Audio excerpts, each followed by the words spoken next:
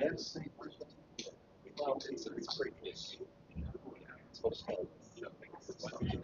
tell somebody that's good.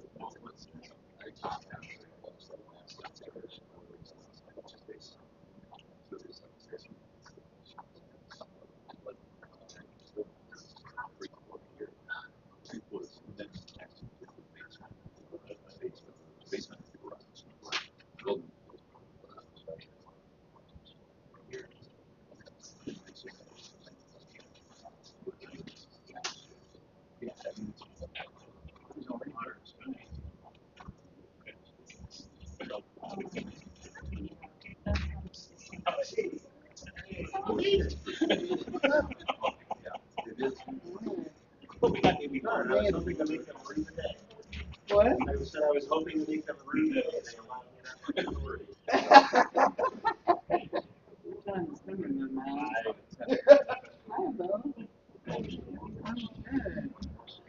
go down and check. Exhausted from sitting in the airport. I thought you got 1:30. Actually, where were you? New York City. Early on, I think I was directing Jordan.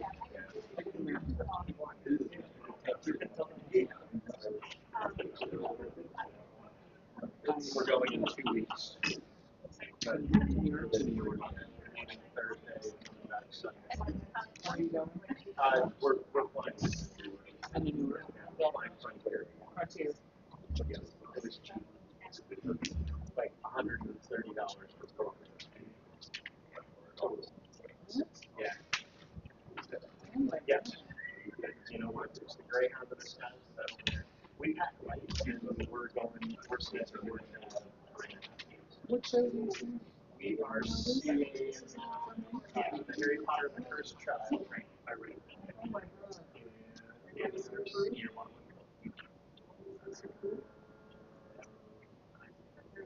Yes, Great Gatsby. Anyway. Maybe have Jenny and Chess. We have a full. You got a full We agenda. have a full agenda at our. They literally had a Thursday.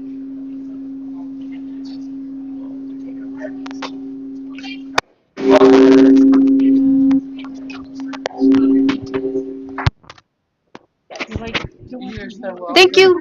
Thank you, Brian. Thank you, Mike. If anybody wants to speak, then I could have to go for me. That's right. All right, it's 7 p.m., so we're going to... Oh.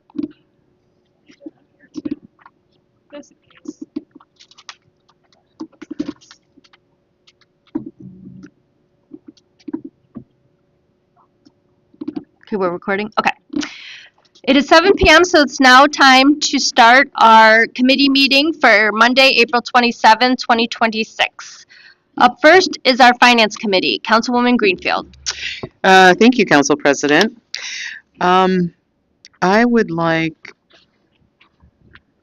to report that the committee is coming to order at 7 o'clock p.m. and ordinance 2623 authorizing the contract with Pavement Tech for seal coating services is on first read. Mrs. Kim Kerber is going to give us some info on this. Kim, let us know when you're ready. Once I get the microphone. Thank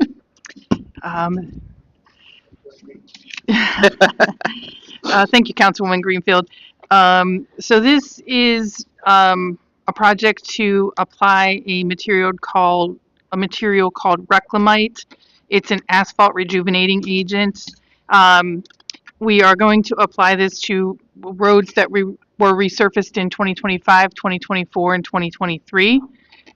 This product is used between 1 and 3 years after an initial resurfacing, and it seals the surface, adds some asphalt back into the agent, makes it black again, and just kind of seals things up to try to enhance the life of the asphalt pavement.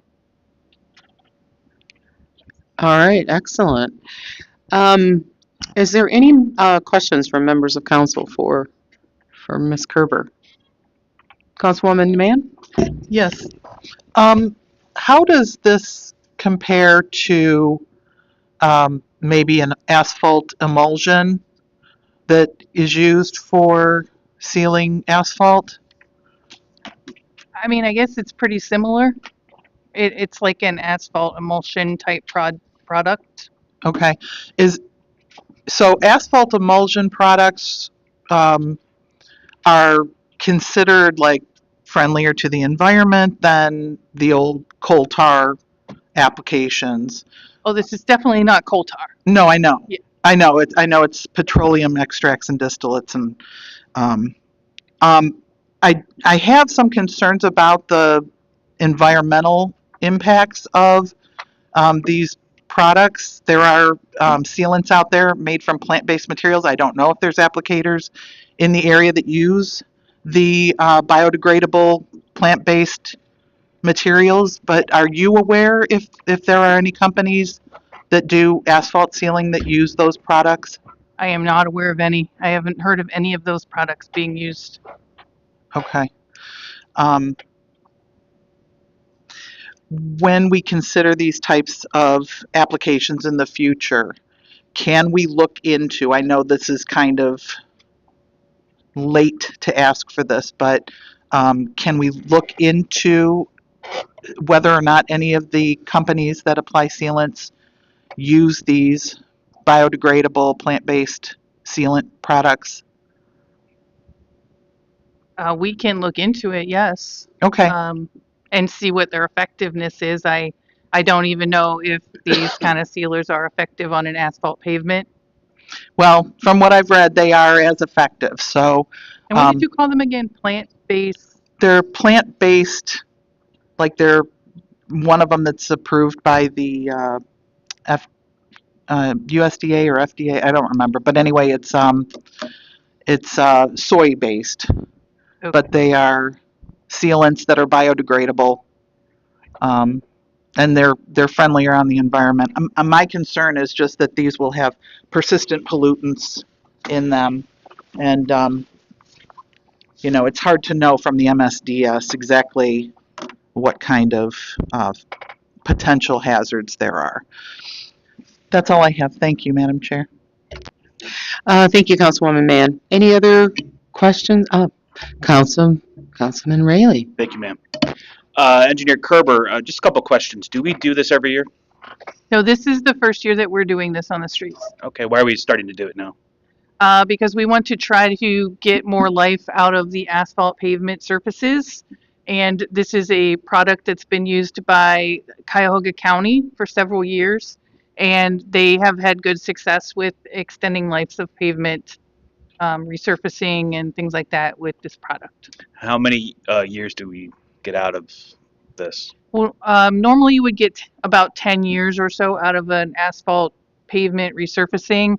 This could probably add another 3 to 5 or more years, depending on, like if you put it on West 210, you're not going to get it as long. But you're putting it on a residential street, you're going to get a longer time period. How long has Cuyahoga County been using it? I think 5 years. Is it our plan to potentially expand how much we use this in the future, depending on how it goes this year? Yeah, and I would like to every year or two. So if we pave a street this year, next year, or the following year, kind of keep up on the streets. When we're installing it on these locations, do we have to shut the road down? What kind of? They would shut it down temporarily during the application. I think it's about 3 to 4 hours dry time at the most for it to be 100% dried once it's down. It's sprayed on behind a truck. And I noticed that several of the streets are in my ward, and I appreciate the city's attention to our roads. Thank you. Mm-hmm. Thank you. If I may? Councilwoman Waring? Yes, thank you. So I just wanted to thank the administration and Director Hitch and Engineer Kerber for bringing this forward. I know that for several years I've been having conversations with the mayor and with Director Hitch about how do we protect the roads that we have just done, knowing that we simply just can't get to all of the roads in the city, and that we need to protect them for as long as we can as we work through the entirety of the city. So I don't necessarily have any questions, but just a comment that I'm super glad to see this legislation in front of us because it has been a long time coming. So thank you. Councilman Yeah, Lang? if I may. Engineer Kerber, you kind of touched on it when Mr. Rayleigh was asking. So it takes approximately 4-ish hours for it to dry. I'm assuming that this is going to be a weather-dependent application. Is there kind of concern for, to pick up on what Councilman Mann was saying, is there runoff? Is there the possibility that this could, if it's not applied and fully dried and cured in the required time, is there the possibility for runoff and contamination? I don't think that there's a possibility for runoff and contamination.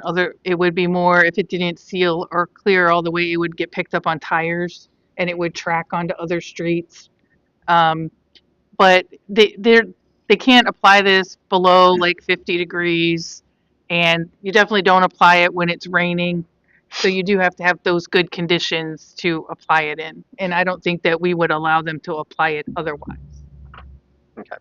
And to pick up on what Councilman Mann was asking, with Pavement Tech being here, they do offer some more environmentally friendly bio-based products. If that's something that we could see if that's a possibility after this application, I'm assuming it's a little too late for us to get that information and comparison of product to product. But if they do offer, according to what I was able to find on their website, they do offer bio-based options, and that would be something that I think might be worth looking into in the future. Yeah, we can definitely look into it. And this year, this is what we went with.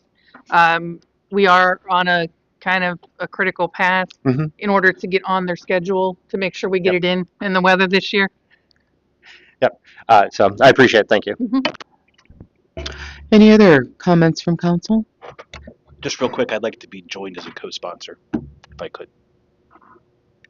Could I be joined as a co-sponsor? Thank you. Excellent. Any other comments from council? Okay, so.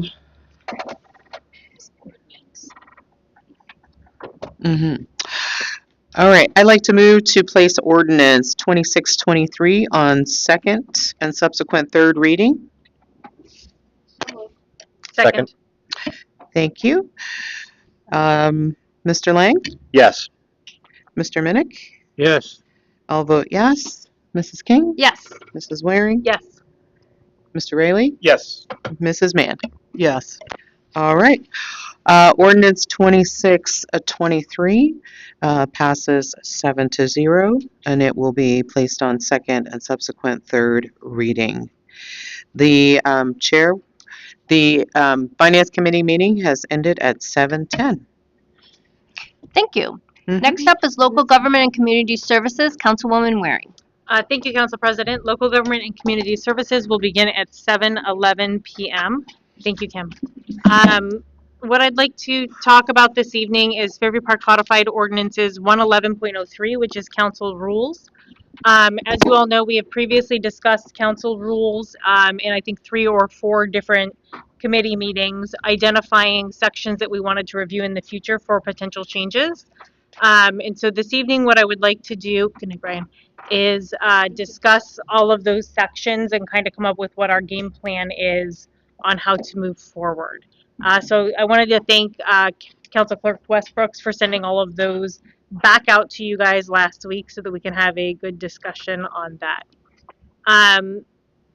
So I think probably the first thing that I would say is we have previously discussed that we have 2 options here. The first option is to amend the rules item by item, or the option is to kind of throw the rules out and start over and maybe make them a little bit less dense. That being said, I think that these rules have not harmed our ability to do our job and to maintain the legislative branch here in the city. So I think knowing that we have some other juice to squeeze here. We should take a look at these line item by line item and then keep it in the back of our mind over the course of the next year or so. All of the times where maybe the rules were difficult for us or caused an issue where it prevented full discussion with the community or created whatever issue it may be. And then I think what we could do is maybe in a year bring them back and then decide, do we think that these work for us, or do we need to do a much deeper dive and kind of do a full go through? So unless anyone, I guess I'll open it up for discussion if anyone disagrees with that assessment. I think that's a good plan. Okay, all right. So the one I will do tonight is just start going through, I forget how many we had. Should we decide first if we want to throw them out and start over? Didn't you say we had two options? Oh, yeah, I thought my option was, do you want me to make a motion? Is that what you're Oh. saying? No, I guess I'm just unsure. So we're going Oh. to go with the, I think option 2, which is to just amend them Okay. item by item, and then over the next year. okay. All right, I'm back on. Yeah. No, that's okay. Do you want me to make a motion on that? Does that make sense? Okay. All right. So then what we'll do is we'll just go through line item by line item this evening, so that we can decide what we're going to do with these rules that we kind of pointed out. Okay. So the first rule that I am identified, or that we as a group identified, was Rule 2, which is regarding our public meetings. And specifically, it is the process for requesting to address council. And so we had identified that we were not enforcing that. We basically needed a written request. We have since started enforcing that, so I don't think we need to discuss that. But rather, the biggest thing that we would want to discuss is during committee, we do not always provide opportunity for residents to speak. Committee is a working session for us to understand the legislation, to have discussions with the administration, and to do all of that in a public, transparent setting. And so as a result, we generally do not open it up for discussion to the community and rather ask them to speak at a legislative meeting. My thought process here is that it is always important to hear what our constituents are thinking or what they want to say, right? But I also think that sometimes that can be detrimental to the discussion we're trying to have as a group in our working session.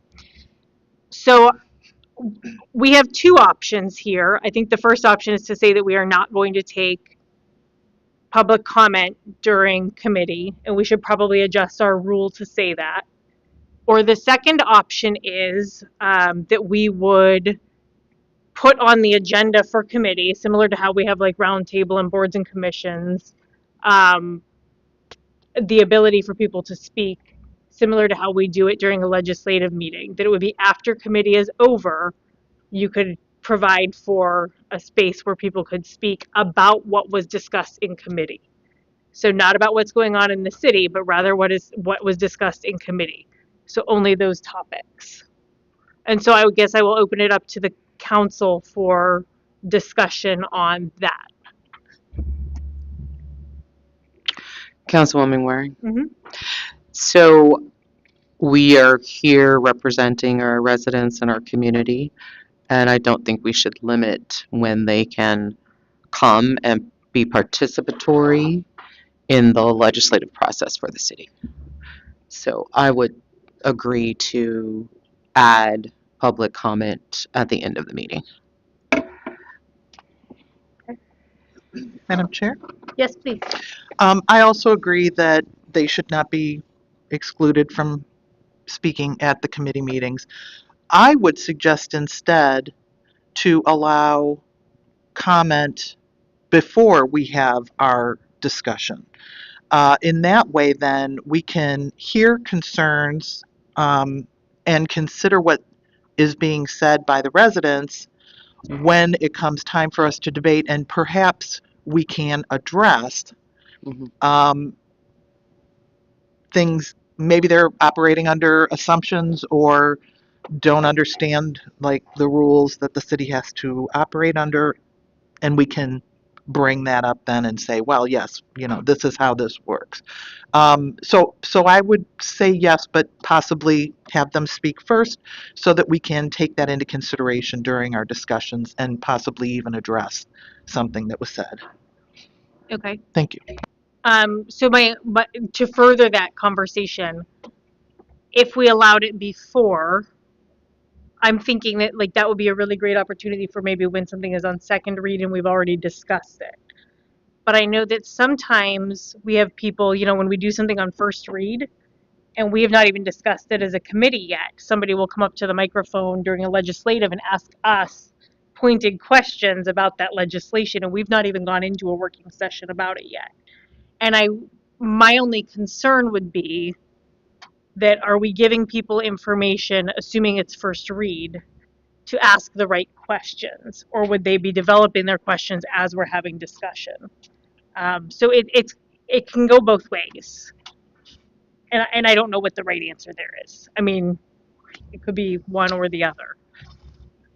Councilwoman Waring.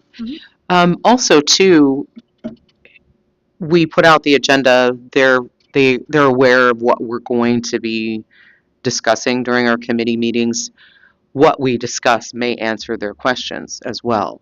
Through our own due diligence of conversation around the ordinance or the resolution, that it may help alleviate questions as well if we discuss first and they follow up with additional questions related to something that maybe we didn't bring up. Mhm.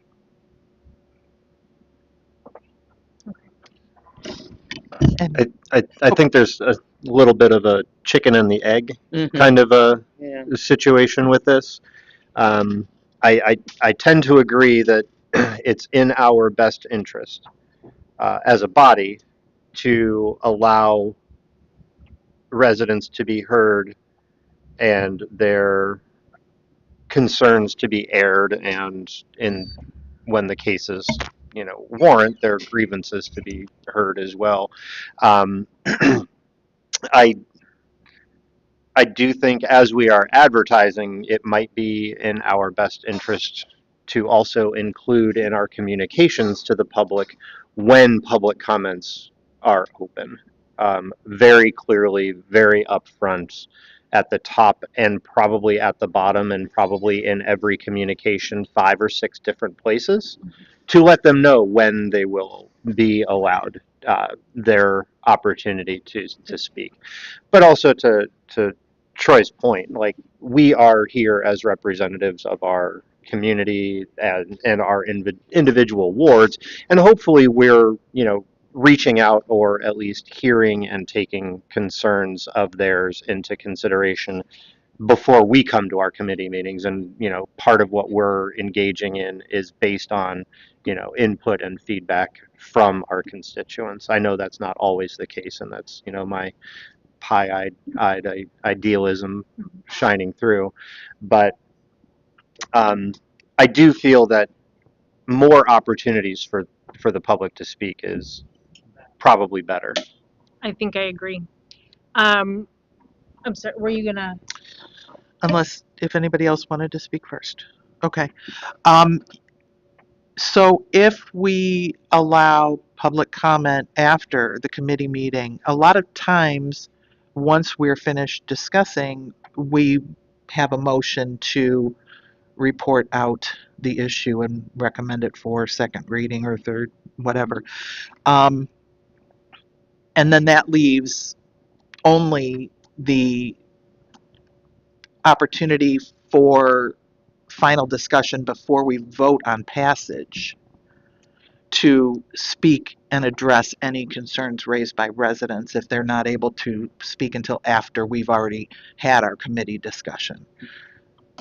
So I mean, I agree with you, but what I would say is I think we should be careful here where we want to solicit feedback to better make a decision. We should. My suggestion for why we would allow the public comment during committee is because committee and legislative meetings do not happen on the same evening. And so what it would mean is somebody would have to sit through our meeting, have a question, wait a week, come back and ask it on the record. And what I want to do is be able to have those people ask the question that night while they are there and put some accessibility as well as the ability for them to provide feedback. Whether we had moved it to second or third, I mean, that is part of our role as legislative, and we would be doing that anyway. We do that right now. So I don't know that we would make a different decision about moving it to second, subsequent, third, or second return to committee based on feedback, would we? Well, if we have it on second, subsequent, third, but decide we want it back in committee, we can put it back in committee, right? So we have that option. Bless you. It's not that we won't have the opportunity to discuss it. We can say, hey, a lot of people reached out to me. We need to put it back in committee. We could do that on a, well, not on, yeah, we could adjust, Yeah, because you amend you the okay agenda. the agenda. Yeah. So, yeah, we could definitely. Yeah, we could do that. We could also make a motion during the legislative meeting the next week Yes. to do that. So I think there's legislative process that if we feel like we need to put the brakes on because of something that was said, that we can do that. But I hear you, and I think you're definitely thinking down that right path. I just want to make sure that we are not stopping us from being able to do what we need to do as a body to deliberate as we make things more accessible for the residents. So I guess, oh, Troy, did you have something? Thank you, Councilwoman Waring. We had mentioned whether it was on first read or second, subsequent, third read. If we have comments after we have our discussions, then that won't interfere with first read where we haven't had any discussion, right?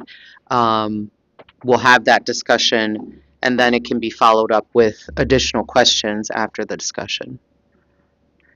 Okay. So I guess, Steve, the question for you would be, is there anything legally that is preventing us from amending to allow for public comment on the agenda after committee?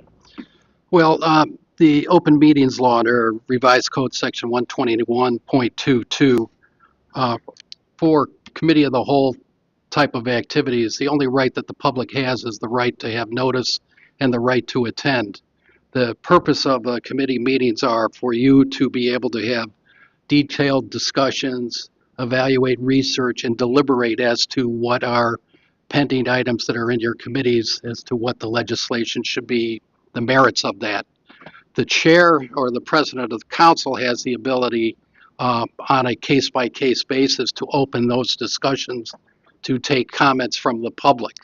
But the primary purpose of the committee of the whole, and that's why they're usually done in small boardrooms, is for you folks to roll up your sleeves and to talk through what your various views are or the merits on something that is pending before the council. So if you want to, on a case-by-case basis, decide that we want to open it up for public discussion at the committee level, you're permitted to do that, but you're not obligated to do that. There's no violation of the Open Meetings Act for you to say tonight that there will be no public discussions on this agenda, which is the normal course that you've been following since I've been here. Okay. So given that, is it your recommendation that we don't add it to the agenda, but rather leave it at the discretion of a committee chair? Or how, do you know how that's done in other communities? Well, my research of it, looking under that revised code section, is the most public bodies, when they have it at the committee level, really leave that to the discretion of the chair or the committee chairperson as to whether or not they want to invite public comments on that. When you have your legislative sessions, and that's of course where you have to go through and allow the public to make whatever comments they have. From time to time, you can invite people to come to your committee of the whole and have them make a presentation or to discuss something that's an issue, and that's your prerogative. But to create a rule where you're going to have it as a standing rule, I don't know if that's worth. I don't believe that it's really necessary that city has been able to, for all of these years, be able to get its business done under the current format. Okay. Madam Chair? Yes, please. The way that this is written, where it says persons, including members of council, not a member of the committee, and other city officials, desiring to be heard by any committee of council shall be given an opportunity to be heard thereat. It sounds like we have a rule here that says that we have to give an opportunity for people to be heard, that it's not limited to members of council, not a member of the committee, or city officials, but that they are included in this. It sounds almost like this would have to be rewritten if we wanted to make it discretionary at the chair's, um, you know, at the chair's discretion.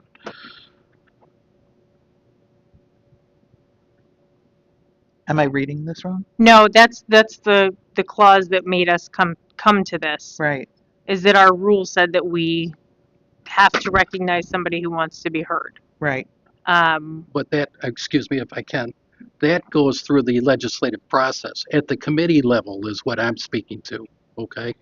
So that's where and I'm reading the rule that you have here, a mandatory right to be heard under the rules of council under 111.03, that to ensure that all interested parties and residents and non-committee council members have a formal opportunity to provide input. But the right to have that input can be at the legislative session. It does not obligate you to do it in the committee of the whole. Does it not say if they're desiring to be heard by any committee of council that they shall be given an opportunity to be heard thereat? Is that so? That I think maybe this is where the confusion comes in. Is it because, I mean, right now we're sitting here as a committee of a whole, but next week we'll be sitting here and we are committee members Right. and such that if somebody speaks at a legislative session, then we would hear them as both a committee and a And that's where you have that point where you limit them to their 5 minutes to express whatever their views are on it. So that's my read of the public participation rule as it relates to the committee of the whole. Okay.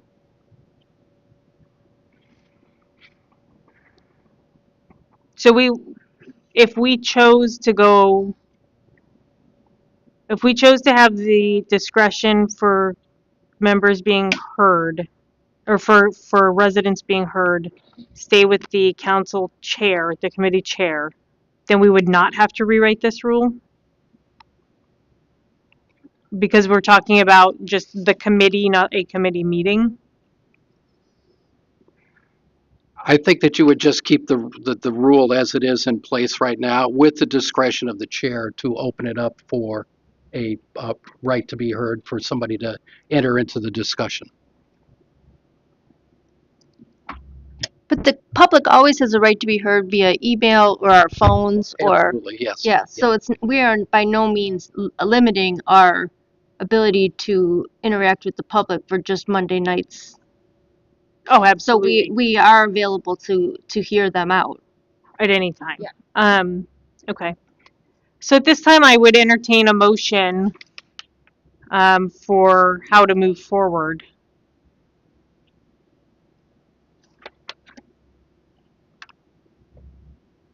I guess knowing the options are to amend or to keep as is.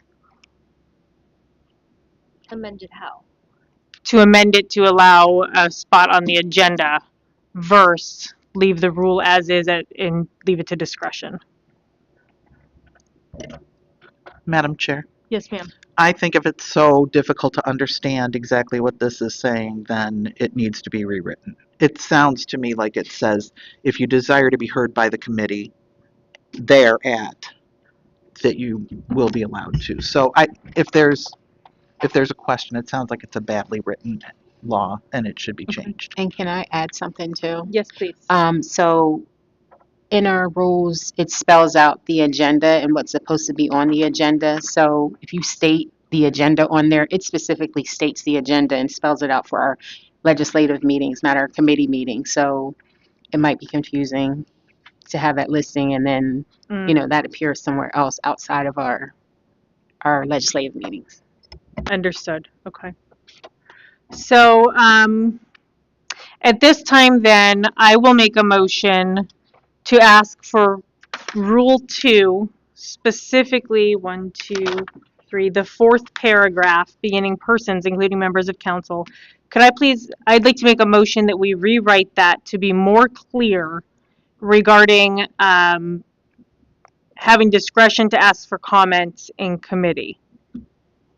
So moved. Second. Thank you. Pat, Yes.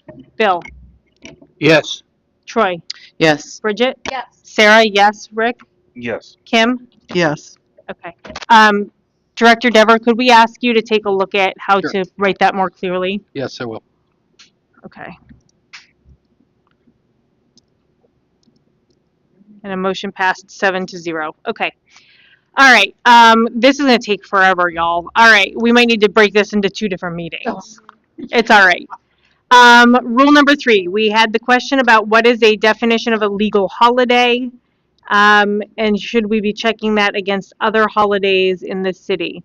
But I believe that in this rule, legal holiday is described as what is set forth in Ohio Revised Code Section 1.14. But what we were hoping was to align that with what is going on with city policy. That has been updated. That has been updated? When we did chapter 143, it was specified what's now a city recognized legal holiday. Okay. And is that with Ohio Revised Code, or do we need to change that section? No, because they recognize some federal ones that we don't. I don't know if Columbus is a federal one. I don't know if I want to say that, but like typically they get Veterans Day off. We don't Okay. get that day. So there's some that are not federal in ours. So maybe it should just be city recognized legal holidays. Excuse me, I don't know, my voice went. Okay. So then I'm going to make a motion that we update legal holiday shall have the same meaning as set forth in City of Fairview Park policies. So moved. Second. Pat, Yes. Bill, Yes. Troy, Yes. Bridget? Yes. Sarah, yes. Rick? Yes. Kim? Yes. Motion to align with city identified holidays passed 7-0. Steve, if you could take a look at that as well. Mm-hmm. Thank you. All right, rule number 8. On the agenda, we have something, rule number 2, or section number 2 is moment of silent prayer. This has been previously on the agenda recognized as a moment of silent reflection.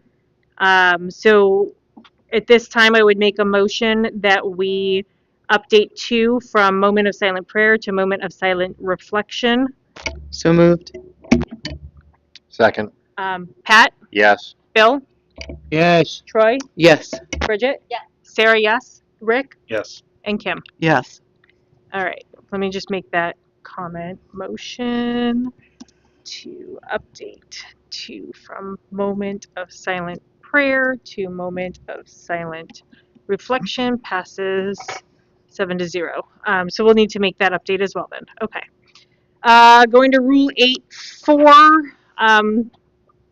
We had the question about members absent for cause shall be excused by motion, and there was question about what is cause and should that be defined. So I'll open that up for discussion. Madam Chair, Yes, ma'am. I'm wondering if there is a legal definition of for cause. No. Okay. Okay. I can tell you, can I address this? Yes, please. Okay, so under that context, there is a definition for a cause. This comes up concerning whether or not somebody has a reasonable excuse for not attending a council meeting. So the determination that you need to make is that if you're not going to excuse somebody, that there is no reasonable cause to allow them to be excused, meaning that their absence is not justified, that they, I did make some notes on this.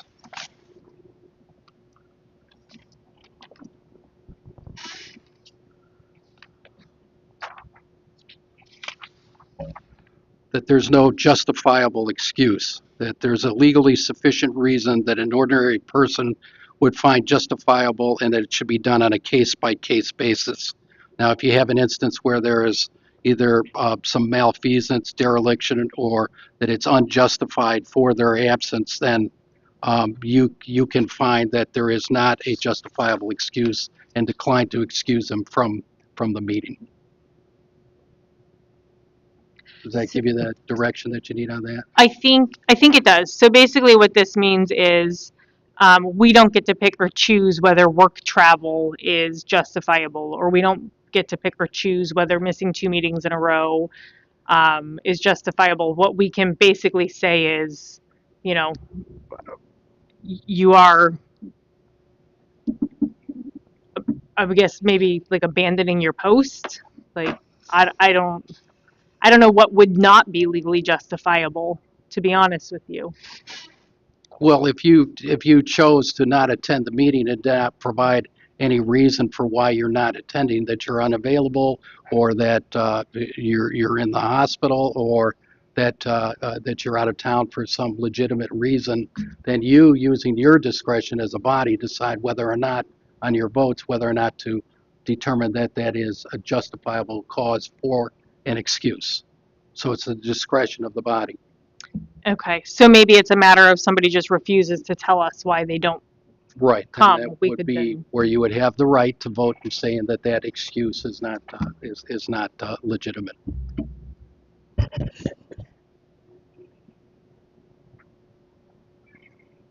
Madam Chair. yes, ma'am. So I do not want to be in a position to judge whether the reason somebody gives for not attending is justifiable cause for missing a meeting. I will take my colleagues at their word if they say they're unable to attend for whatever reason. I would, as the law director said, if there's just no reason given, no notice given, they're just a no-show, then I would say maybe that is what we would use as no cause. Yeah, I would tend to agree with that. I don't foresee myself missing a meeting, but when that event does arise, common courtesy would dictate that we would reach out to Liz and to Bridget, copying the remaining members of council, that we're going to be absent. Without such a communication, in a timely manner, I think it would be reasonable to say, much the same way it would be in a work situation, it's a no call, no show, and treat it accordingly. If you think that you're going to be late, in the case of Troy this evening, she reached out and she told the people that needed to be told that she might potentially be late, and that was the courtesy that we should all be afforded. To Kim's, I don't want to be the arbiter of what's reasonable and what's not, but I do feel that if you are absent without at least giving the common courtesy of notification, that it should and could be treated as absent without cause. I think that's a reasonable standard that we could probably hold each other to. So then what, I'm sorry, go ahead, Troy. I agree. Yeah, basically. My question just would be to make sure we're all clear on what is required to inform everyone. Right. What is the protocol currently? There is To my not knowledge, one. there isn't one. No, there's Right. not one. So It's that's human Right. communication. Right. So, Well, I somewhat disagree, I think, with what you're saying, because if you're not going to be here tonight, no one here needs to know why you're not here. I'm not saying they need to know the reason. I'm saying that they need to be told that I'm not going to be here. But I guess I'm not asking for permission. I'm no, just letting you know. but that kind of goes, I think, with what Kim was saying. Like, you're okay, you're not going to be here because of work. Well, that might not be okay with Kim, but it's okay with Sarah. But you might not be here for whatever reason. Right. And I think So I think maybe you're I was not here. Period. yeah, maybe I wasn't clear. Like I said, I don't want to be the arbiter, as I Right. said, of what is or isn't, you know, for a justifiable cause. My So- my only request, if we're going to be addressing, you know, what constitutes, you know, a reason to be excused, a reason to be excused is asking to be excused. There's no other reason necessary. Just I'm not going to be able to make XYZ meeting, and that's it. That's I think the extent of what needs to be communicated. So But then, if you can't give that courtesy of saying, "Hey, I'm not able to make tonight's meeting," the expectation is you're going to be at the meeting, and if you're not, then it is an unexcused or an absence without cause. Is that a little more clear? Yep. I was trying to phrase it with crappy language to work with, so you know I'm doing my best. Steve, So- did you have a comment on that? Yeah, but keep in mind that the council has the ability to remove a council person for 3 consecutive unexcused absences. So you have to consider when you're excusing someone from not attending the council meeting, that has to be a legitimate, good faith reason that you would find to be reasonable in the use of your discretion. Sometimes there's emergencies, wouldn't be able to contact you until you had a car accident or whatever it is, stuff like that. But if it gets to the point that there are 3 of those unexcused absences, then at that time you have the obligation, it's a duty, to go about the removal proceeding. You have to give them notice and follow what the charter requires. But I think that if we follow what you've done in the past, which is when you have someone who has not been able to attend and has not provided you any information as to their absence, then I don't know how you, in your discretion, reasonably conclude that that there's a legitimate reason that would warrant an excuse. so it almost sounds like we should leave this as is because it does leave it open to Right. discretion as written. And I think that you Okay. had in the past, there was a question concerning some absences of somebody on council, and Yes. so for that occasion where you have somebody who is not attending or not participating, then it makes this body less effective. So that's why you have that ability to have them removed. Councilwoman Waring? Yes, please. So, I don't know the process of, removing someone from council, so if we could touch on, oh, thank Here you. we go. All right, thank you so much. And then secondly, the other reasoning behind informing this body is because we passed legislation and we need a quorum. Mhm. So when we have legislation on our agenda, we need to know who's going to be here, who's not going to be here, so that we can effectively execute on our roles and responsibilities to pass and vote on legislation as well. So that is why it's equally as important to inform that you will be absent for whatever the cause might be. Agreed, but I will also say that, I mean, I've been here since 2018 and I think we've not had quorum one time during that period of time. So, agreed, we should, common courtesy says you are supposed to be somewhere, you can't get there, you dictate that, right? Like, Right. I would like to hope anyone as an elected official would have at least that common courtesy. So I agree with all of that. What I'd like to do now is make a motion to leave this rule as is. I should just wanted to follow up, if I could, with what Director Dever just offered before we vote on that motion, if I may. You may. Thank you. And it's it's only because he brought it up. My question is, and this is where there's one of those vagaries of what I've read, and that is those 3 absences. Is that 3 absences of meetings of council, or is that inclusive of consecutive meetings, council, committee, council? That is not something that I've really kind of dove into in depth, but that was something that I've But we only excuse We the only- council. Yeah, we only excuse at legislative meetings, so I would have to assume that it's legislative. The charter itself says regular. I think that means legislative. okay. That I appreciate Yeah. that clarification. Thank you. Okay. All right. So I'll make a motion to leave this rule as is. So moved. Second. Pat, Yes. Bill, Yes. Troy, Yes. Bridget, Yes. Sarah, yes, Rick, Yes. and Kim. Yes. Motion passes 7-0. So let's jump over to Rule 14.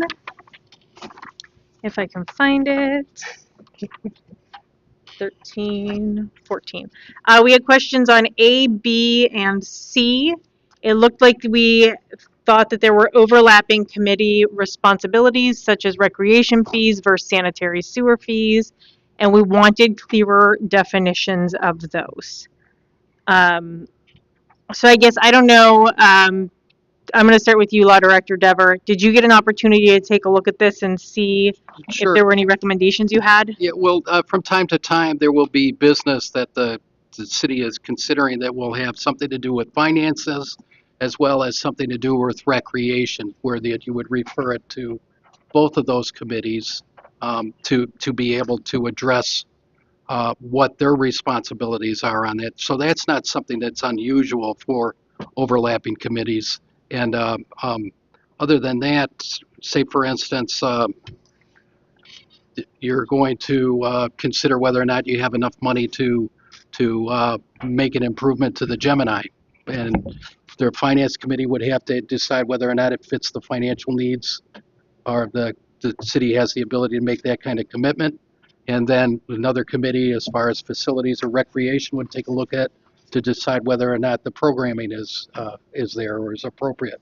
So you'd have both committees would participate in that, and both committees would then weigh in as to the discussion at the committee of the whole.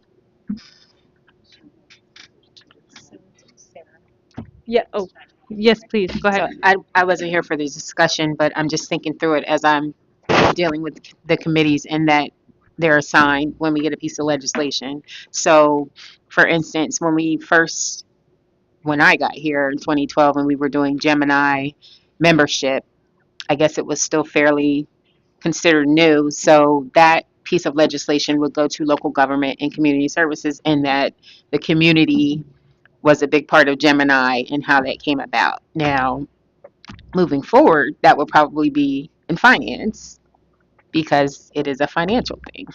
Sure. With the chair of local government and community services also being on as a sponsor. So I try to think like what's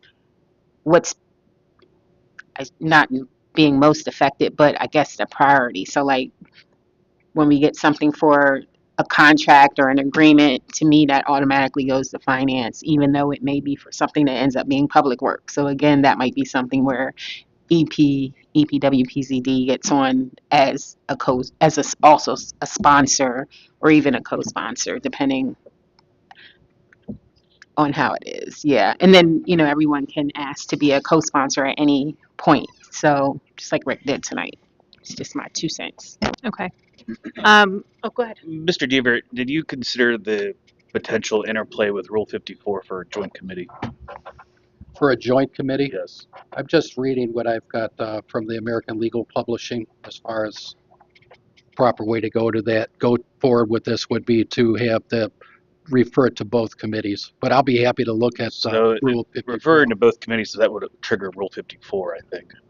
It really wouldn't affect anything because I guess essentially the chair, all of us are going to be on it as usual.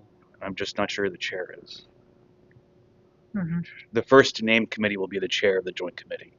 So I think Rule 54 fixes a lot of the overlapping issues. So I think, yeah, and thank you for that. Could I then ask Director Dever, that you take a look at how we could clean up this section in conjunction with 54, given that we are a committee as a whole. So no matter what, we're all discussing it. I think that's part of the issue too, is like, Okay. we're all a committee of a whole, right? So Can- we're all involved. I think that's one of the ones that was missed the last time this was updated, that kind of spoke back to when there was a 13-member body and there were several, I don't know how many committees there were. Maybe Bill can speak to that, but since I've been here, there's been 3 committees. Apparently, there used to be more than that, and that may have prompted having joint committees. But since I've been here, there's never been a joint committee issue or anything. Madam Chair? Yes, ma'am. I will say, after reading through the divisions for each of the committees, I found it odd that finance would be, would have oversight for any legislation having to do with conditions of municipal employment. That seems like it would be more of a local government thing. The creation of positions in the classified or unclassified service, the personnel and composition of the various city departments, divisions, and offices. These don't sound like they're strictly financial questions. It sounds more like it has to do with the structure of our local government. Okay. No? No, Liz, do you? My comment is that, you know, the HR department kind of deals with all those aspects of it. The council is the handler of the purse, so that's why maybe that's in there. I don't know what they thought and why they put it in there, but that's just my thinking of why that might be in there like that. I would throw in, I do think it's common practice actually for that to be a financial committee issue. Having At conditions least in of the governments I've employment? been involved in. But we could always be a first one. We tend to just look at the salary classification chart with the salaries yeah. when it comes in front of council, so. Um, well, I'd like to make a motion that we ask the law director to review Rule 14 and Rule 54 to clean up that language and to present a recommendation to council. Okay. So moved. Second. Thank you. Pat, Yes. Bill, Yes. Troy, Yes. Bridget, Yes. Sarah, yes, Rick, Yes. and Kim. Yes. Motion passes 7-0. Okay.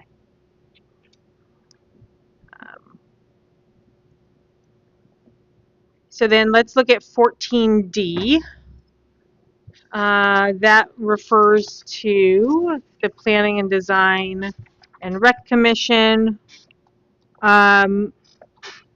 So here we have, when we appoint somebody from council to Planning and Design, I believe they have 4 years, but for Rec Commission, we appoint them for 2 years.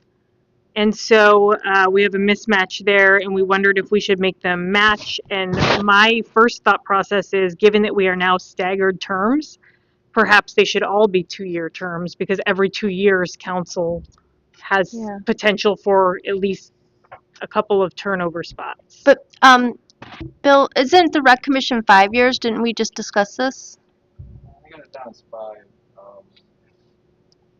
least my little sheet. Yeah. Wait, that's the people who are appointed to rec. This is a council appointment to rec. So the council member who shows up to the rec. Guess I-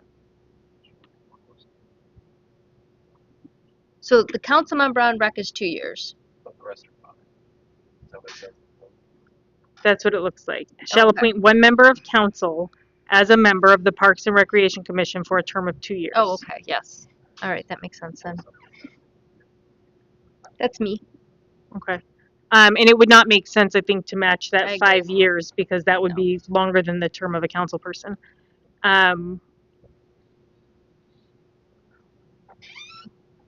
Okay. Which is interesting, because we say shall authorize one member of council to serve as the member of planning and design for such term and is approved by council, which would be 4 years. And Parks and Rec for 2 years. Is there a reason we would want them different? Nothing I know. No, but No. maybe you want to say legislative term, since that's what it typically falls into. Well, that's a good idea. Then And we'd the be covered. Organizational meeting, that's when they're assigned, so. So we could appoint both of them for such legislative term, Planning and Design Commission for such legislative term, and Parks and Rec for Yes. such legislative term. Madam Chair, Yes. don't we have the organizational meeting every time there's been an election of new members to council? We're going to, yes. So it would be every 2 years then, if we're staggered, right? Mhm. You're right. So Yeah. maybe we should go with 2 years. I agree, 2 years. Bill, please. Bill. I don't want to intrude in the discussion too much, but is there ever a situation if we go with legislative term, is there ever a situation where someone is taking over another term and then, no, it can't be like that. Well, it would be if somebody resigns and is appointed, But would it but be they more would than be 4? fulfilling that term. It would be the term of that council. Then they'd have to be elected within the 4 years, right? Yeah. Mhm. So it wouldn't be more than 4 in any way. No. Okay. All right. Never mind. Sorry. So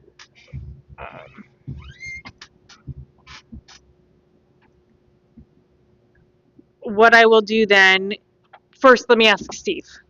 Any issues with what we're thinking about here? Changing from years to such legislative terms to aligning that?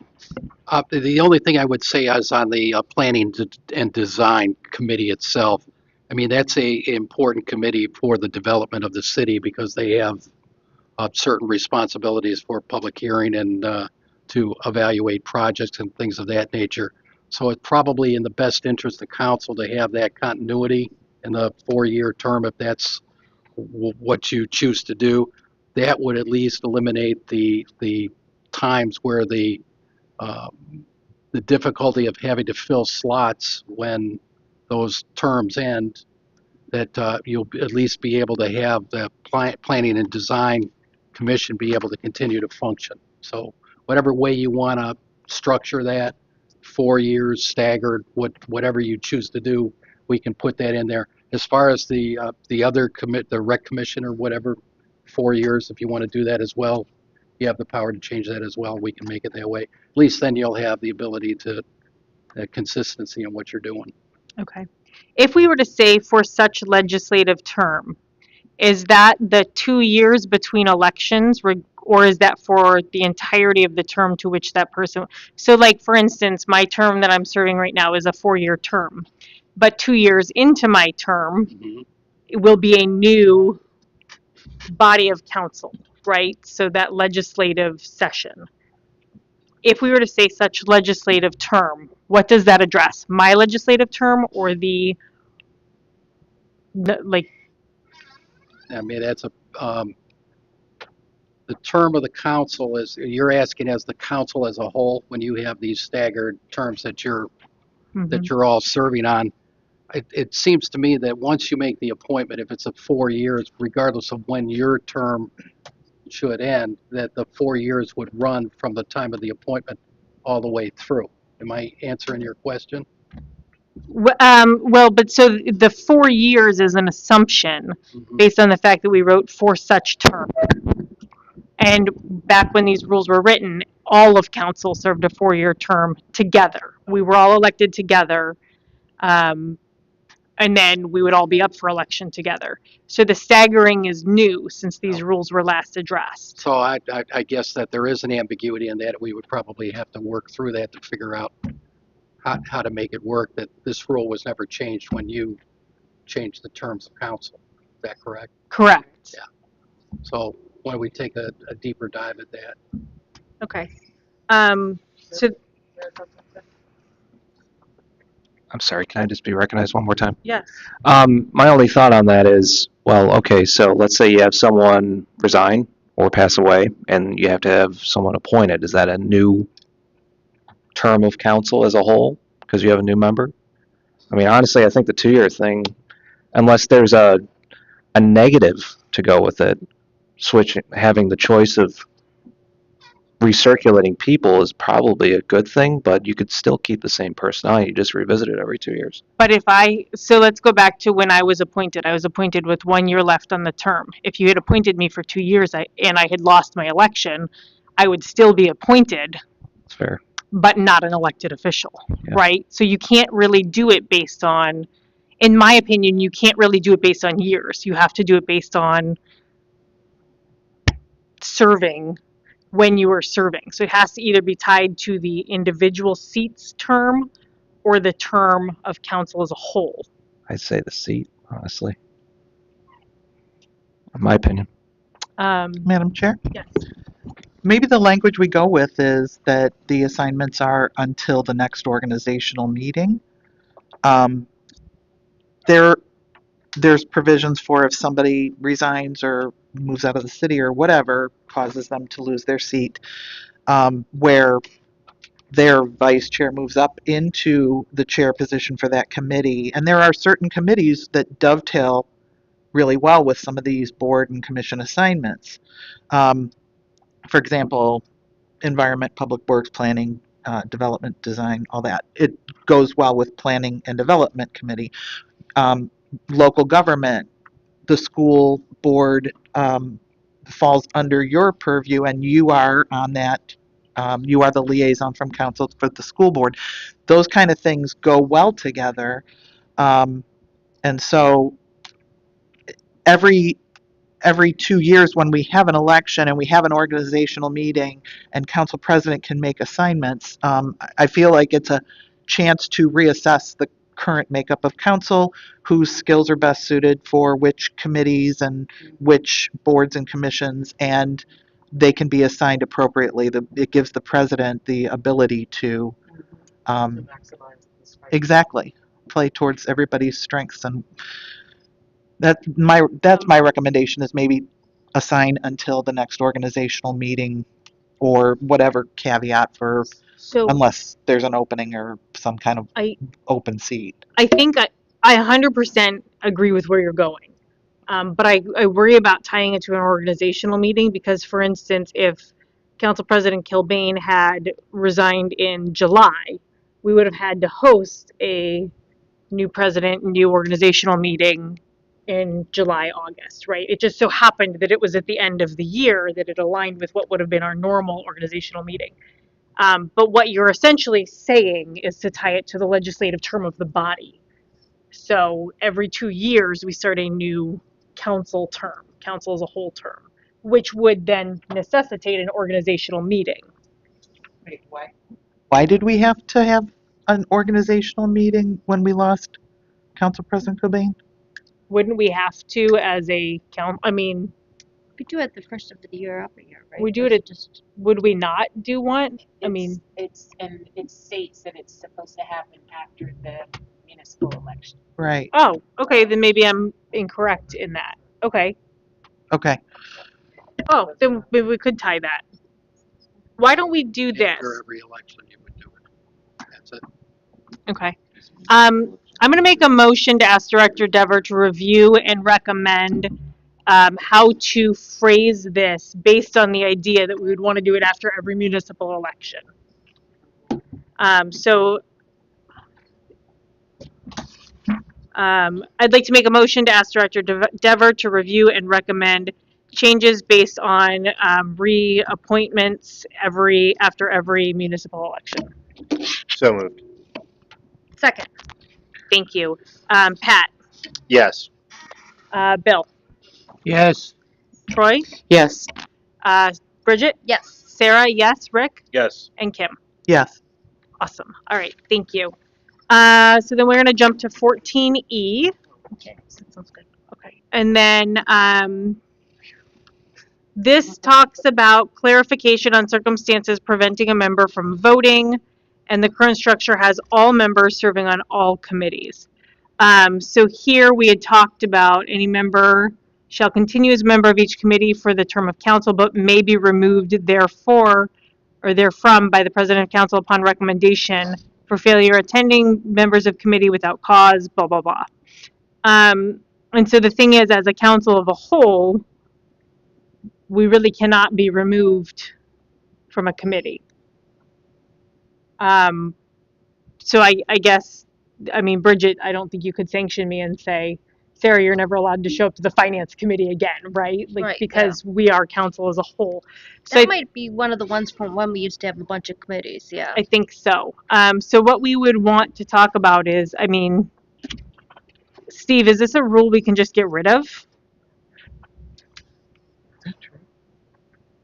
Hmm. Is that true? It can't be removed from I can't tell you that at this time. I want to take a little bit of a look on it. Of course, you know, you don't have the right to vote on things where you'd have potential conflicts or ethical issues, or the council is addressing something that you have um, an interest in of some sort, so you would recuse yourself from those instances. You would still participate, you would just not cast your vote. Okay.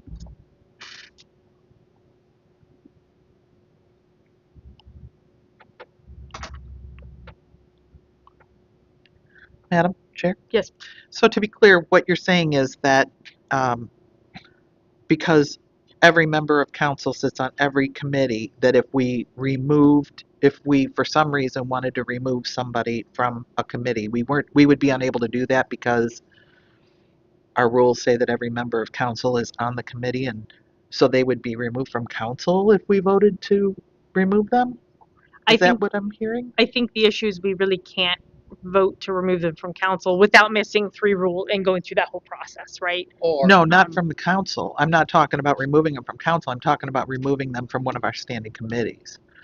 Which, either way, I mean, the question is, even if we wanted to remove somebody from a committee, um, and then in council meeting, legislative, we brought that up for a vote, if enough members asked the council president to remove somebody from council, are we going to have a vote where they turn around and say, oh, on second thought, I'm going to change my vote here? And do you understand what I'm saying? It's saying that the president of council, upon recommendation of the other members of the committee, can remove them for failure to attend the meetings of the committee without just cause or excuse, right? Um, but then they can appeal at the next regular meeting, and we can overrule removal order by a majority vote. Not them included in the vote, but the rest of us. right. Is that likely to happen if we all said, hey, we recommend we want to remove Kim from this committee, and then I come back and I plead my case? Are you going to turn around and change it if a majority of Right. us ask to remove me? We're not going to ask to keep me now. You know what Yeah, I'm I saying? feel like It's a weird rule. well, I think that comes from back, you know, when we had 13 members and you had 4 here, 4 here, and 4 here. You know, maybe you would say, you know, these 3 voted the 4th off the island, Okay, and now that 4th one went and appealed to the 13. okay. And I think that's where it doesn't make sense any longer, is that we no longer, like, we are both a committee of the whole and a legislative body all together in one. So you're right. No, I mean, that would be one heck of a plea for me to Yeah, take such a crazy action and to do that, and then the next week be like, just kidding. yeah, Um, yeah, exactly. so, uh, yeah, It's my view. It's a pointless provision too. It should get removed. Yeah. I'm going to make a motion then to ask Director Dever to evaluate any repercussions of removing the rule. So moved. Second. Okay, Dever to evaluate. 1 second. Pat, Yes. Bill, yes, Troy, Yes. Bridget, Yes. Sarah, yes, Rick, Yes. and Kim. Yes. Okay.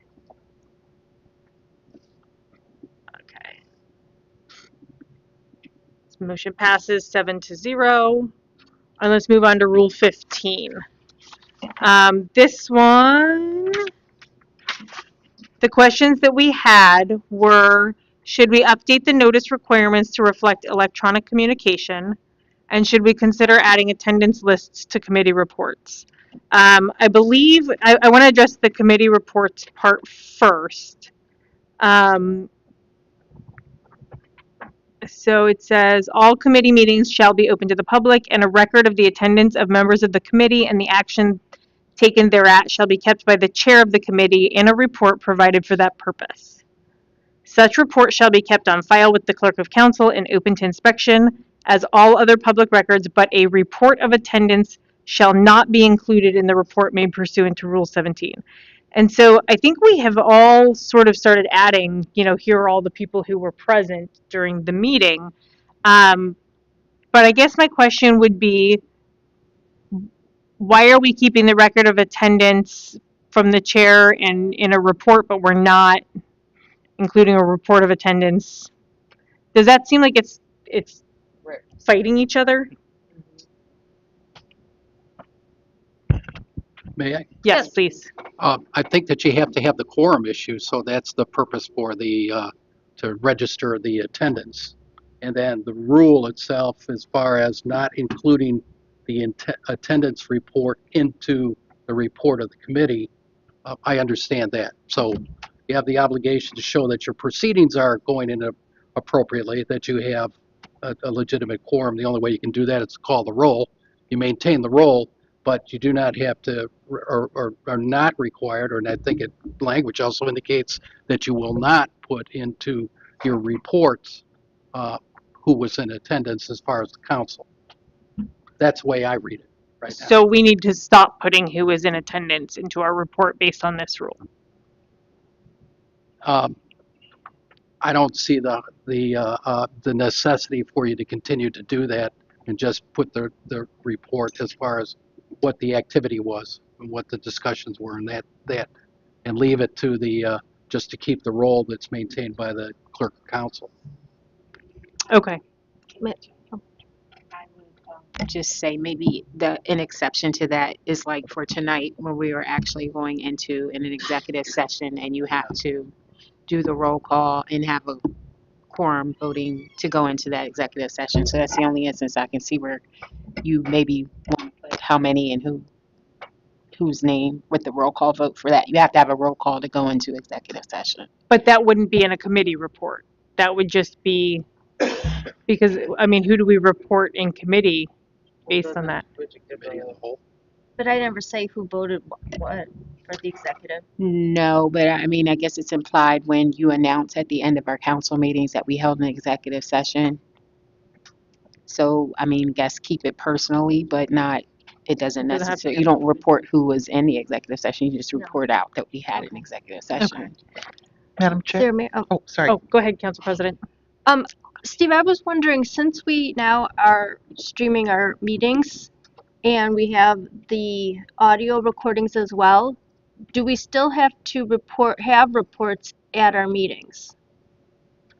As far as issuing a report that. Yeah, like how we have finance report and then community Right. serve. Like, do we still have to even have them say that when we have the meetings out in the public for public consumption? I think you do. Okay. I think you continue to do that. Written in like Ohio. In our rules. Well, it's our rules.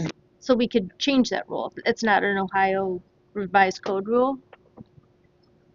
No.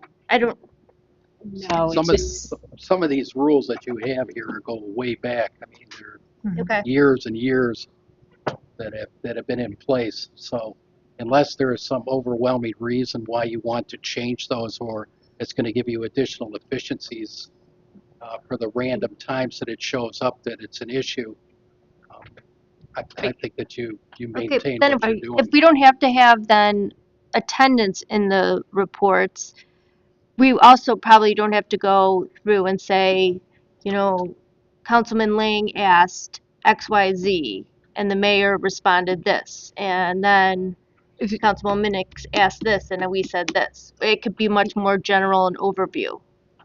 The purpose of the committee report, Steve, I'm sorry. The purpose of the committee report, I believe, is to read it into the record. Yes. Because the record and the minutes are only of a legislative meeting. And so anything that we want to be on the record. But we have a record. Isn't this a record? it's a record until minutes are established, and it's not necessarily a record because recordings are only kept per our records retention for 4 years, whereas the minutes are forever. So I think the entire intention is to read it into the record and have it on the official minutes. And that's why we do the committee reports. Because even though it's available for public consumption now, and even though people can review it and hear it, you still want to have it officially recorded. Okay. So then does that speak to the attendance then? You want it officially recorded? Well, the attendance It is recorded in, in that committee meeting that you're reporting out. It's going to be in the minutes. At the top of the minutes, there's a roll call as to who was in that particular meeting. That legislative That meeting, not legislative that meeting. committee meeting. But what they're saying is the committee meetings, a report of attendance shall not be included in the committee report because of Rule 17. And 17 says, hang on.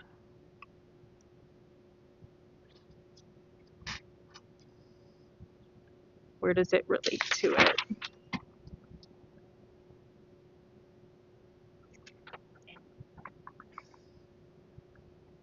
Yeah, go ahead. If I'm remembering correctly, I don't think anyone in the committee report really spells out everyone on council that's had a meeting. They just say present were members of council. They may say the director specifically, but I don't think anyone does a report where they specifically say each and every. I have. Oh, have you? Okay. Mhm. I say all members of council were present. I do too. In my speech. Which is only accurate if all members really were, right? Right. But it just sounds like we don't need to do that. Not only don't, we should. No, we should not. And I think that's a very bad practice, and we should change that. People should know who goes to the committee meetings. So you think we should adjust the rule to allow us to do so? Yes. Madam Chair? Yes. If we're getting rid of, or we're considering getting rid of the rule that says that we can recommend removal of somebody from a committee for lack of attendance, it sounds like the attendance taking would have been useful for that, but if we're not going to do that, then we may not need that. But also to, oh, and now I've forgotten. It'll come back to me. But anyway.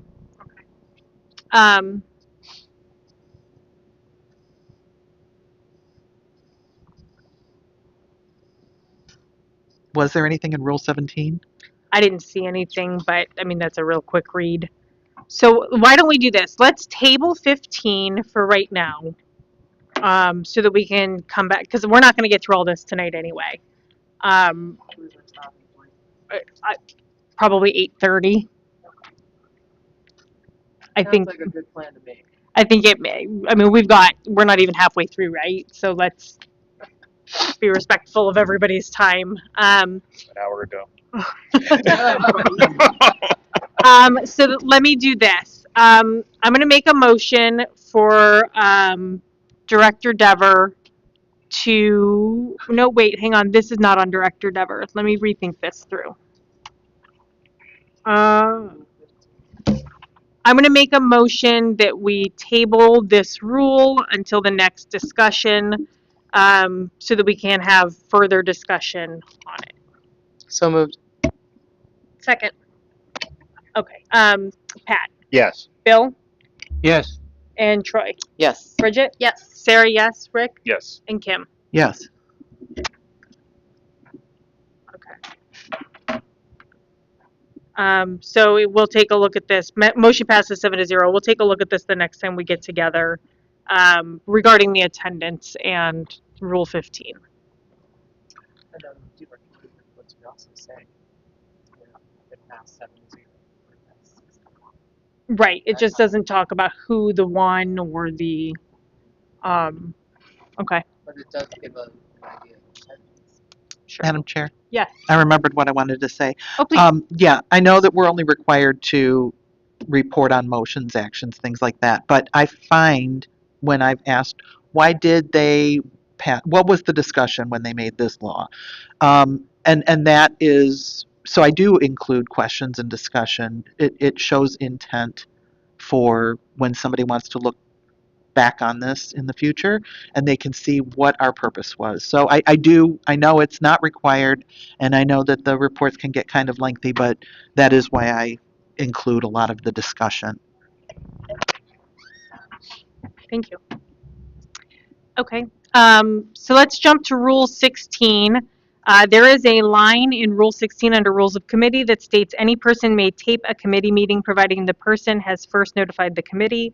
And so I think what we have discovered is that this is a very outdated rule where we do not have jurisdiction. We are a open public meeting and anyone can film at any given time. So I'd like to make a motion to strike that sentence. So moved. Second.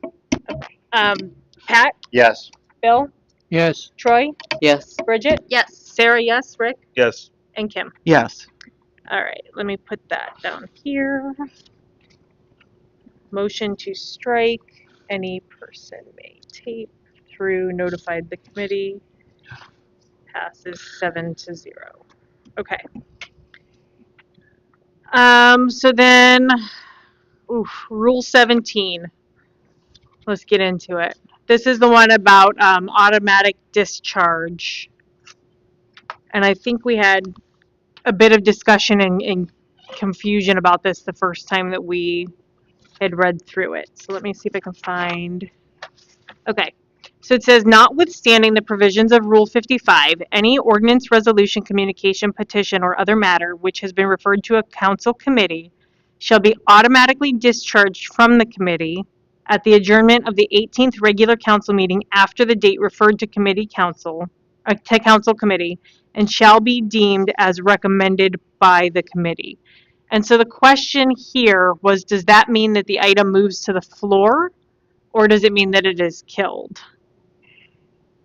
I read it as killed. It's essentially killed, but there's still a motion to actually kill it. Like, that's when I'll usually come to you guys and be like, hey, it's been on here for half the year. I think that's what the 17 weeks amounts to. So I read it differently. I read it that after that period of time, it's removed from the committee. Again, going back to when it was multiple committees and not committee council, that it's removed from the committee and sent to council, as the committee could not rule on it. Now it's time for council to decide what to do with it. Well, council still decides if it dies, right? Yeah, we pull it out and vote on it then. But that's not that it's dead. It comes to the floor for any vote, any motion. Yeah. Which is the opposite of killing it. Well, but we're voting to kill it. It's still going to come to the floor, and then we vote to keep it in committee or to kill it. Is this a sentence we're looking at? Yes. My lawyer friend, do you have any thoughts on that? Either of my lawyer friends. Yeah. I mean, to me, it's automatically discharged and is actually recommended that we vote for the bill, doesn't it? That's what it says. That's what I thought. Can you vote to kill it? You can vote to kill it, yes, but We're it's saying the same thing. yeah, Well, but it wouldn't be. It would be you would move it for passage, and then you either vote yes or no, for it or against it. or you can table it. Or you would table it. But the motion would not be to remove it from committee. The motion would be to take action on whatever it is. It basically says that it would be It's deemed as recommended by the recommended. committee. Yeah, and then it would be sent back to council to vote on finally, with the recommendation to pass. Inaction in this case kind of means that it's a recommendation, if I'm reading it correctly. Yeah. So I think what it means is, like, say we had ordinance 2701, and committee, like, I as a committee chair refused to move it forward, and just left it in committee, left it in committee, left it in committee, left it in committee, and after the 18th time, it would be just on the agenda for passage, and then we would either vote it, yay, yay, yay, yay, or nay, nay, nay, nay, nay. Is that correct, Steve? Is that how you're reading it too? This is kind of what I was reading, looking at this, is if you don't act on a piece of legislation and then it comes into the automatic discharge of that legislation, is the procedural move of forcing the ordinance or resolution out of committee and back onto the council agenda, where you either voted up or down. That's what I interpret it to be. Okay. Yes, please. Okay, so we're, Steve is saying it would come back, but the agenda is set by the president. So that could also start the conversation of, hey, what do we want to do with this piece of legislation? So it's going to come back for the whole of council. I mean, that probably will prompt the conversation between the president and the chair to say, hey, what do you want to do with this? And then that action for whatever you guys want to do with it. Okay. I think it's written in such a way there really isn't discretion. It doesn't, I don't think there's discretion. I mean, I think we've been operating as discretion, but I don't think it's written with discretion either.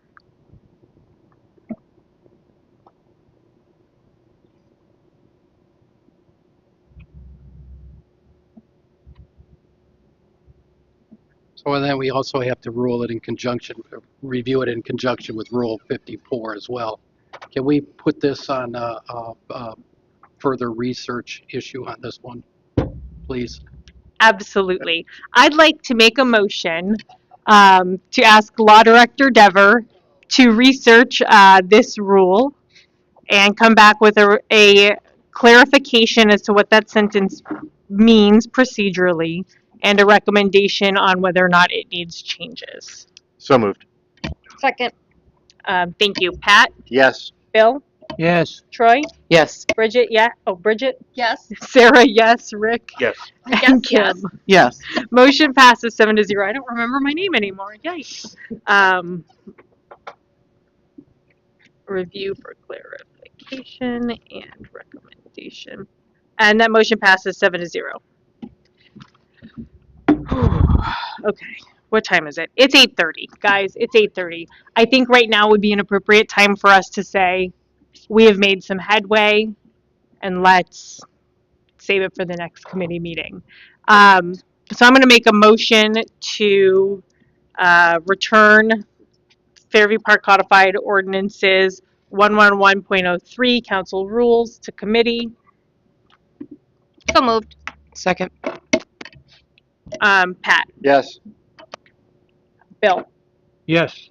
Troy, Yes. Bridget, Yes. Sarah, yes, Rick, Yes. and Kim. Yes. Okay.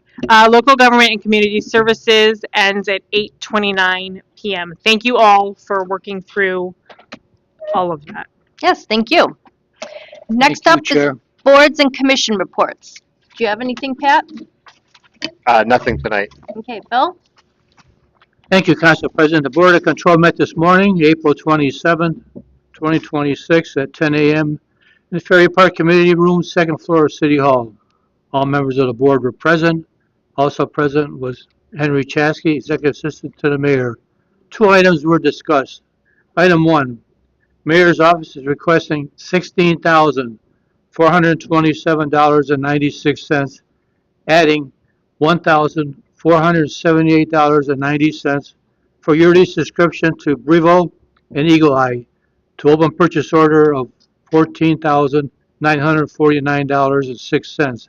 Henry Chasky spoke on this item stating install was completed this year. Motion to pay $16,427.96 to American Safe and Vault Service from the Permanent Improvement Fund 260 was approved 5-0. Item 2, Service Department is requesting $15,000 for municipal tree removal services, outside tree removals and crane services for trees that are deemed too large for service to remove in-house. Director Hiss spoke on this item stating this is a necessity due to the size of the trees. Motion to pay $15,000 to Tomco Tree Service from the General Fund 100 was approved 5-0. This completes my report. Great, thank you. Troy, anything for boards and commissions? No, nothing tonight. Thank you. Sarah? Thank you. Please be patient. I'm going to be flipping around a little bit. First thing, I didn't know if this board, if council had been fully aware, but from the school board member Jennifer Bolin did resign, and they are looking to fill her seat. I believe that they were accepting applications through yesterday. So they will be replacing her. So thank you so much to Jennifer Bolander for all of the work that she did for our city schools. She will be missed. Additionally, the Board of Education will meet tomorrow evening at Fairview High School. The new student and returning student registration is now open for next school year. And also, if you'd like to read the 2024-2025 annual report from the school district, that is available on fairviewparkschools.org. Thank you. Great, thank you. Rick, anything for boards and commissions? Nothing from me. Kim? Nothing, thank you. All right, roundtable. Anything for roundtable, Pat? Nothing tonight. Bill? I commend Sarah for running a very nice meeting. Thank you. Thank you. Thank you. Troy? Nothing tonight, thank you. Sarah? Nothing, thank you. Rick? Nothing. Kim? I'd like to thank everybody for coming out for the grand opening of the Arboretum. Kudos to the Shade Tree Advisory Committee and the administration for their support in making this a nice event and getting the Arboretum all set up. Also, I had a question, Mayor, where were these large trees that were removed? Or are being removed? Are you talking about the border control Yeah. thing? That is essentially, we use, I knew somebody was gonna, yes. We use Parks, Tree Service for most of our work. We find them to be very, good at their job and, adequately priced. Tomco is just basically in case Parks is not available for something, that they are, in case we have another tornado whip through the town and we have to go and take down a number of trees quickly, it's just to have them available. Oh, no. I wasn't questioning the choice of contractor. I was wondering where, these sound like very large trees. Where were they being removed from? Where are these trees located? It's not any specific tree, it's just the fact that our service department can't really take down anything that's, I don't think there's any specific size, but let's say an old swamp oak that's been around for 70 years. Yeah, are these street trees? Are these trees that have been damaged by storms in the park? They can be street trees. We do have a couple really old trees on our tree lawns around the so city. There's no specific trees in mind? No, it's just in case we can't, the smaller trees that we plant nowadays because the roots aren't as dense and aren't as invasive, those are able to be taken care of by our service department. But when you start getting into the ones that really need, cranes, Right. that's when we have to use these tree services. Okay, I was under the impression you had specific trees that needed removal, and No. that's what you were targeting No. with this expenditure. Yeah, it's just in case, and we haven't spent the money. Obviously, it's just Right. border control, but it's just to have them, just in case, because the summer storms, we never know what we're going to get. So Okay, all right, thank you. That's all I have. Okay. I would like to remind everyone that the Citizen of the Year dinner is next Wednesday, May 6th at 7 p.m. You could buy tickets here at City Hall. And Denise Devine has asked me to ask Hall Council. She has not heard from everybody, so I think Bill and I are the only ones who have RSVP'd so far. So, rest of council, if you could please contact Denise Devine. Liz, do you have anything? I just have a friendly reminder that there's less than 3 weeks to file your financial disclosure statement for 2025. They are due May 15th, so it's a Friday. All right. Bill or Steve, do you have anything? nope. I encourage everybody to go to the Citizen of the Year dinner, like you just said. I will be there. Mr. Minnick will be there. You will be there. Don Catalano is a really cool guy, and I'm glad that he was chosen.